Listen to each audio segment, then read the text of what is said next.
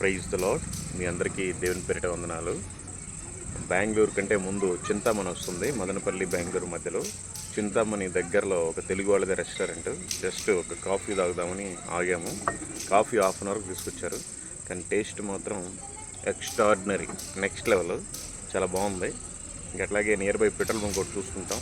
శుభ్రంగా పడుకొని మార్నింగ్ లేచి ఫ్రెషప్ అయిపోయి గోయింగ్ టు బెంగళూరు. ఓకే, మీరంతా ప్రార్థిస్తూనే ఉండండి. Thank you. Praise the lord.